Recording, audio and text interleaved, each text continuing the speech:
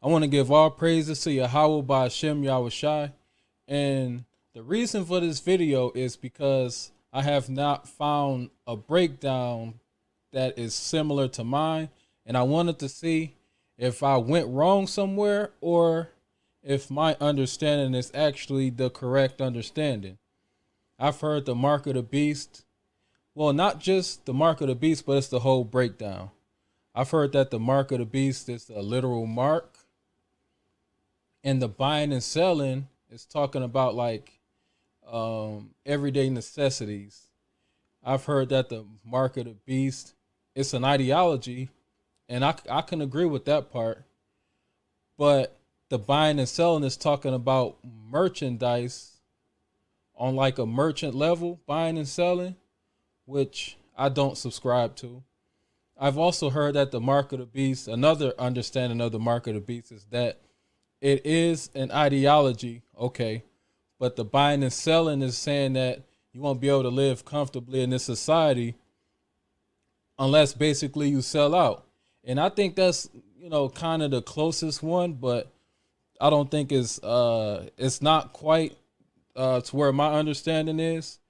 And I'm gonna give a short breakdown, basically just reading it through, and then in another video, I will break everything down, precept upon precept, line upon line. But I'm just giving a brief breakdown on what I believe in, so you can have an idea or of basically where I'm coming from. So we can get into that right now. And to kind of get context, I want to start at verse 11 and read on down. Okay, so Revelation 13 and 11.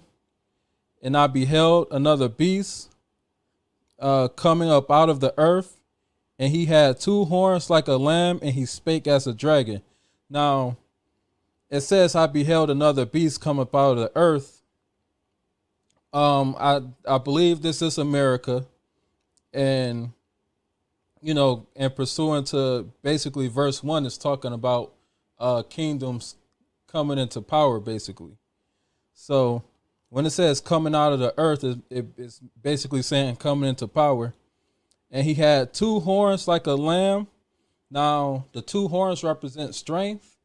So later on in the verses, I think that the two horns that is breaking down is basically his military and his influence.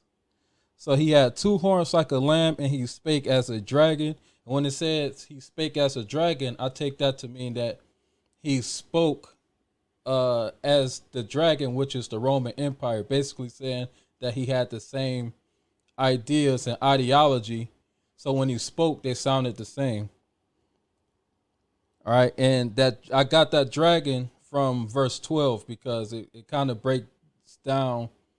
It's kind of talking about the Roman Empire. All right, now verse 12, and he exerciseth all the power of the first beast before him. See, that's why I said that when it says coming up out of the earth, that meant coming into power. Because now this is saying that he exerciseth all the power of the first beast before him, and causes the earth and them which dwell therein to worship the first beast, whose deadly wound was healed. Now it said that it caused the earth and them to dwell therein to worship the first beast. And how was he doing that? Because he spake as the dragon. That's how. He had the same ideology and speech as that first dragon. As that first beast. And it says dragon, beast, same thing. And it says whose deadly wound was healed. Now, because this new beast, because this is his own separate beast, but it caused everyone to worship the ideology of that old beast. And that's how he revived that beast through that beast's ideology. All right, verse 13, and he doth great wonders, so that he maketh fire come down from heaven on the earth in the sight of men, and we all can agree that that's talking about the atomic bombs dropped on Hiroshima and Nagasaki. So basically, that's why I'm saying one of that horns is talking about his military. 14, and deceiveth them or persuadeth them. I'm thinking this is talking about his influence, and deceiveth them that dwell on the earth, basically everybody, by the means of those miracles which he had power to do in the sight of the beast, saying unto them that dwell on the earth, that they should make an image to the beast. Basically take on that same image that that previous beast was known for, and that image or that ideology was basically, all one people, all the nations coming together. That's basically that image that he subjected the whole world to be under, basically, to have that same ideology. Saying unto them which dwell on the earth, that they should make an image to the beast, right? Which had the wound by the sword and did live. Now, why did it say it had the wound by the sword and did live? Because the Roman Empire had fallen. The Roman Empire had fallen, but it was brought back to life through this new beast. So that's why it says wound by the sword and did live. Now, one thing you got to pay attention to, first it's saying whose deadly wound was healed, and now it's saying who was wounded by the sword and did live. So basically it's telling you that this new beast is just an extension of the Roman Empire. It's not coming with nothing different. This other beast really doesn't have a mind of its own. It has the mind of Rome, basically, if you can understand that. All right.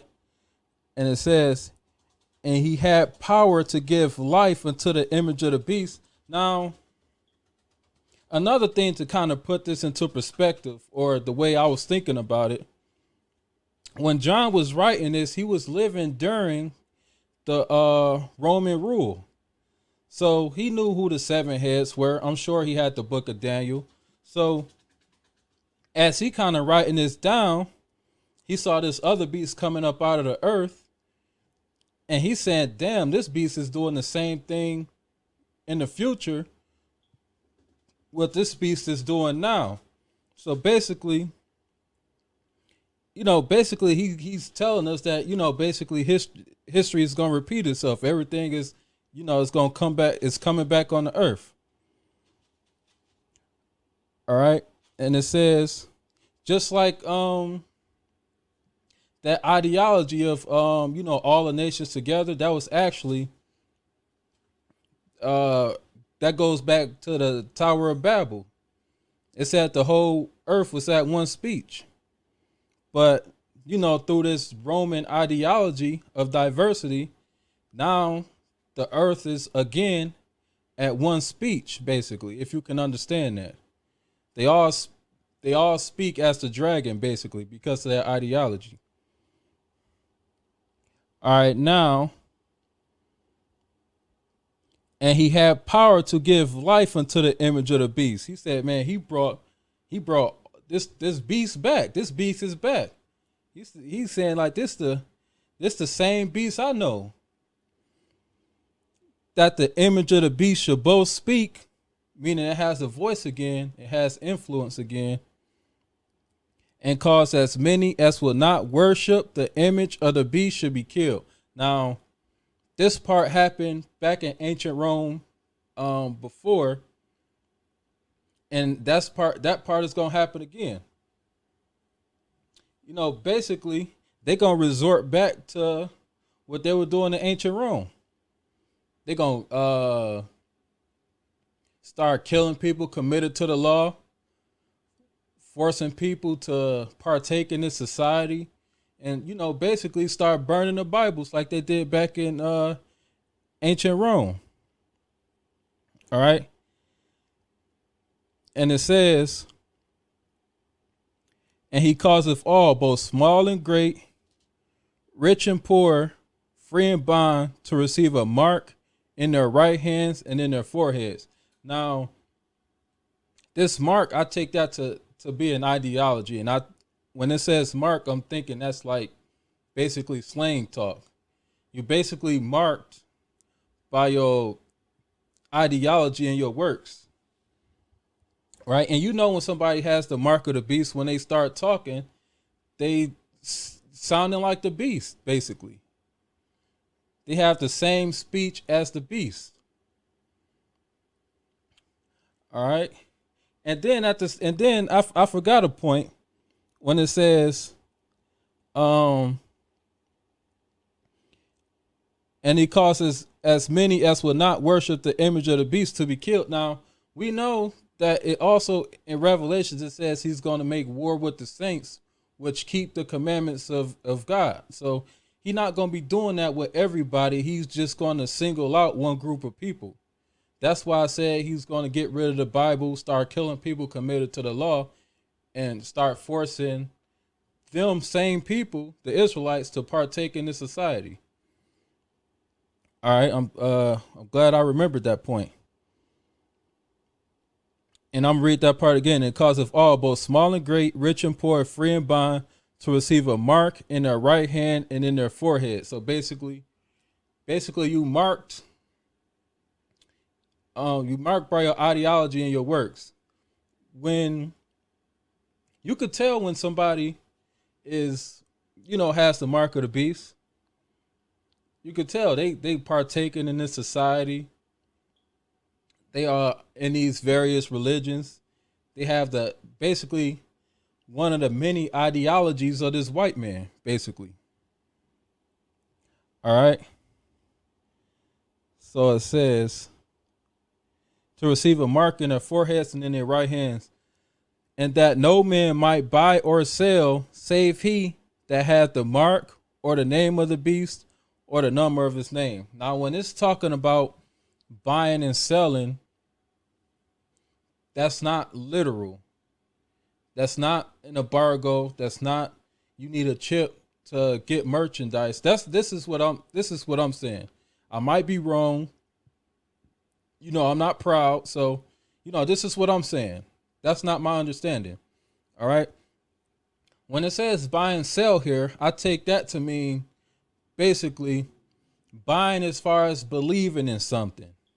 Like if somebody says, I'm trying to sell you a dream, and you like, oh, I don't buy into that. I don't buy that. Then it's like you don't believe it. And when somebody trying to, if I said sell you a dream, that wasn't, I didn't expect a payment for it. I was trying to get you to believe in what I was saying. So, and that brings me to my next point, which is selling. Selling is like trying to compel somebody to believe in something, or trying to entice someone to believe in something, or basically, trying to convince somebody to buy into something. And the thing that we try to get people to buy into is the true image of Yahweh Shai, the laws, and basically the truth of the Bible. That's what people are not going to be able to buy, and that's what, people is not going to be able to sell. Because in that day, the people that's selling is going to be going through stuff. They're going to be going through hell. They're going to be as pilgrims.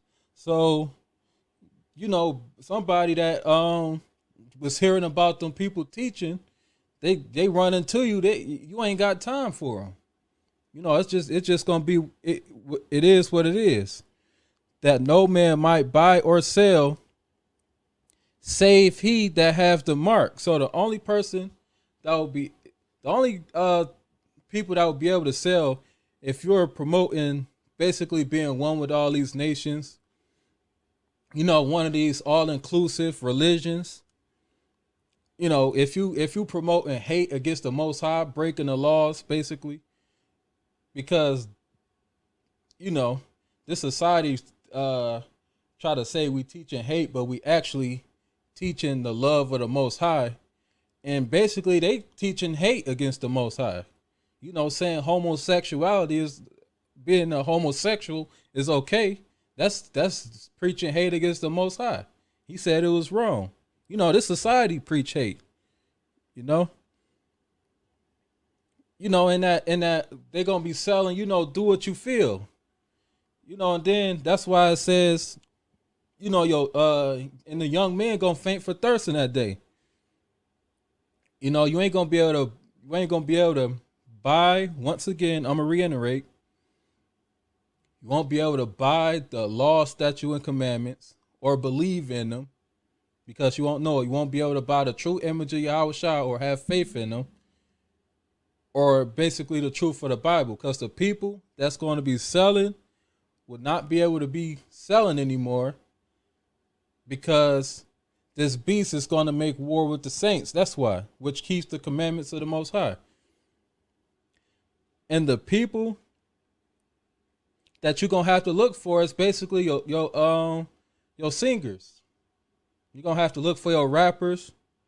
You're gonna be having to look for your political leaders, and you're gonna be looking for your pastors. That's it.